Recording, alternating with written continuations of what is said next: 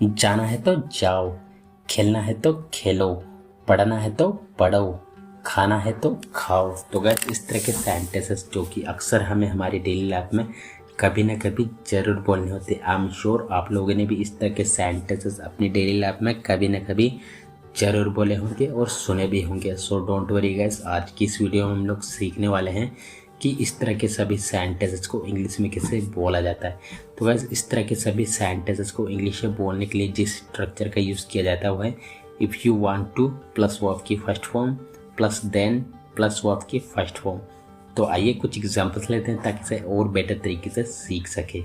जाना है तो जाओ, if you want to go then go, if you want to go then गो।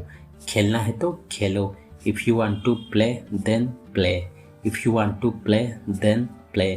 पढ़ना है तो पढ़ो, if you want to study then study, if you want to study then study.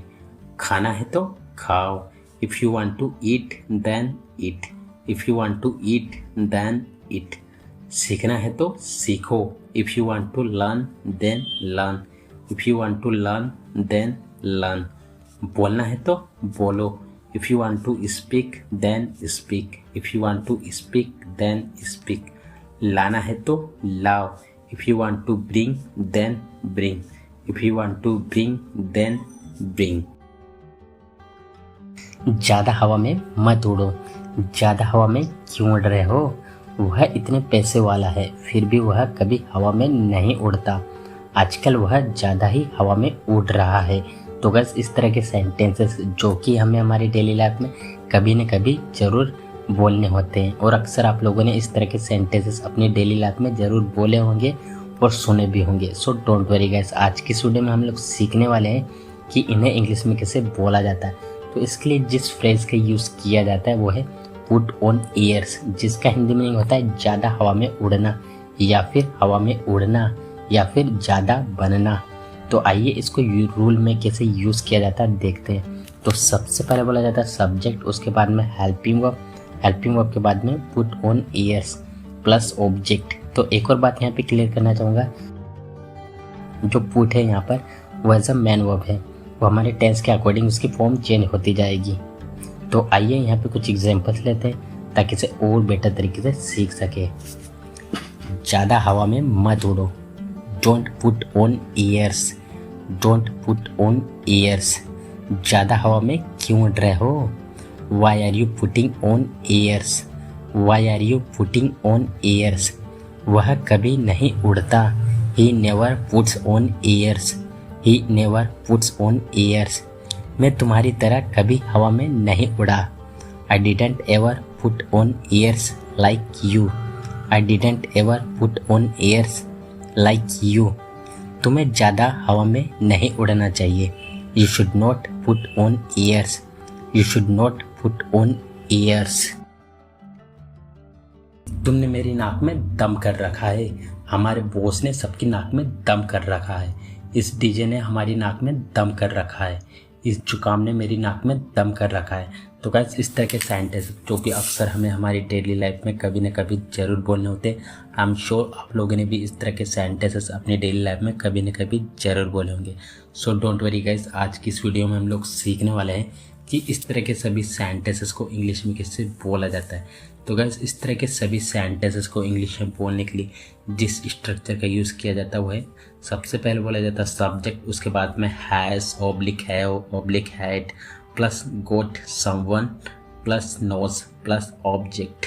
तो गाइस यहाँ पे एक और बात क्लियर करना चाहूँगा, यहाँ पे जो समवन देख रहे हो यहाँ पे उस चीज़ का जिक्र करोगे जिसकी भी नाक में दम करने की बात कर रहे हो।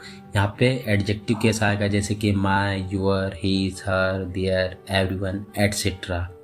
और यहाँ पे जो हैज़ है ये सिंगुलर सब्जेक्ट के साथ में यूज़ होगा और जो हैव है वो प्लूरल सब्जेक्ट के साथ में यूज़ होगा और जो हैड है ये ऑल सब्जेक्ट के साथ में यूज़ होगा पास्ट टेंस में। तो आइए कुछ एग्जांपल्स लेते हैं ताकि इसे और बेटर तरीके से सीख सके।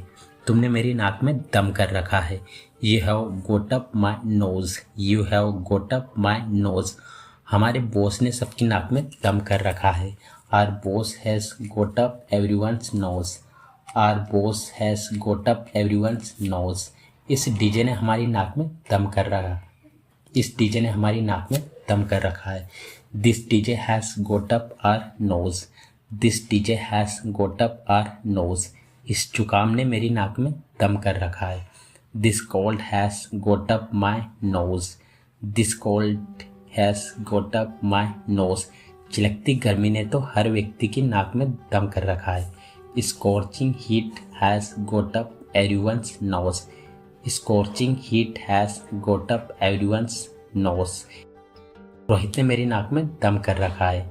Rohit has got up my nose. Rohit has got up my knows.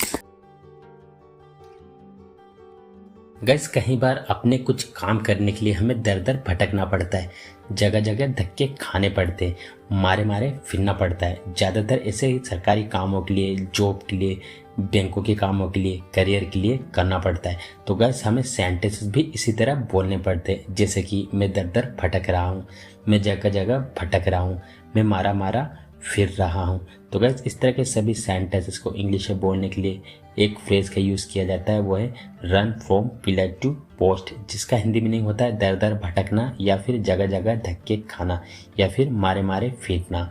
तो गाइस, इन तीनों का एक ही मतलब होता है, एक ही सेंस होता है, बस कहने का फ़र्क होता है। तो यहाँ पे एक और बात क्लियर करना चाहूँगा, जो run from pillar to post में जो आप रन देख रहे हो, ये सब मैन वर्ब के तौर पे यूज़ होगा। जैसा हमारा टेंस होगा उसके अकॉर्डिंग इसकी फॉर्म चेंज होगी। तो आइए कुछ एग्जाम्पल्स लेते हैं ताकि इसे और बेटर तरीके से सीख सके। मैं दर दर भटक रहा हूँ, या फिर मैं जगह जगह धक्के खा रहा हूँ, या फिर मैं मारा मारा फिर रहा हूँ। I am running from pillar to post. I am running from pillar to post. इस काम के लिए मुझे दर दर भटकना पड़ा, या फिर इस काम के लिए मुझे जगह जगह धक्के खाने पड़े, या फिर इस काम के लिए मुझे मारा मारा फिरना पड़ा। I had to run from pillar to post for this work. I had to run from pillar to post for this work. वह दर दर भटक चुका है, या फिर वह जगह जगह धक्के खा चुका है, या फिर वह मारा मारा फिर चुका है। He has run from pillar to post. He has run from pillar to post. अब तुम्हें दर दर भटकना पड़ेगा, या फिर अब तुम्हें जगह जगह धक्के खाने पड़ेंगे। Now you will have to run from pillar to post. Now you will have to run from pillar to post. हम पिछले साल से दर दर भटक रहे हैं, या फिर हम पिछले साल से जगह जगह धक्के खा रहे हैं। We have been running from pillar to post since last year. We have been running from pillar to post since last year. मैं दर दर नहीं भटकूंगा, या फिर मैं जगह जगह धक्के नहीं खाऊंगा। I will not run from pillar to post. I will not run from pillar to post. तो गाइस, आज की इस वीडियो में बस इतना ही। आई होप आपको ये वीडियो बहुत पसंद आया होगा। अगर आपको वीडियो अच्छा लगा गाइस, तो वीडियो को लाइक करें। अगर आप हमारे चैनल पर पहली बार आए हो तो वीडियो को लाइक और चैनल को सब्सक्राइब करना ना भूलें। मिलते हैं एक से शानदार वीडियो में। Till then take care.